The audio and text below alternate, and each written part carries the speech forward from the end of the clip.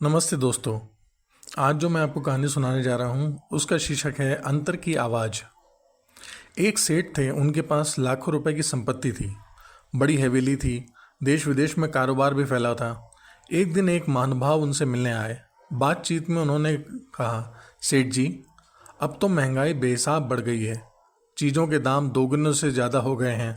अब तो आपकी सभी संपत्ति करोड़ों रुपए के ऊपर हो गई होगी। सेठ ने गंभीरता से उनकी ओर देखा और बोले, मेरी संपत्ति करोड़ों रुपए की, यह क्या कह रहे हैं? उन महानुभाव ने मुस्कुराकर कहा, साहब, सेठ जी, आप घबराएं नहीं, मैं राजस्व विभाग का आदमी नहीं हूँ। मैंने तो सहज भाव से ही कह दिया था कि चीज़ों के दाम बढ़ गए हैं तो आपकी ज़मीन जायदाद की कीमत भी बढ़ गई होगी। सेठ बहुत ही धार्मिक प्रवृत्ति के व्यक्ति थे। उन्होंने कहा, मेरी संपत्ति है ही कहाँ? जिसे तुम मेरी संपत्ति कह रहे हो वह मेरी नहीं है। अब तक जिसे मैंने दूसरों की भलाई के लिए खर्च किया वह मेरी थी। अब जो बची है उसका मैं स्वामी नहीं, न्यासी हूँ। वह समाज की है, उससे मैं जितना खर्च करूँगा वह मेरी हो जाएगी।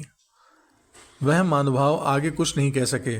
सेठ जी ने जो भी कुछ कहा था वह सिर्फ कहने के लिए ही नहीं कहा था, बल्कि वह उनके अंतर की आवाज़ थी। दोस्तों, आज की कहानी आपको पसंद आई होगी।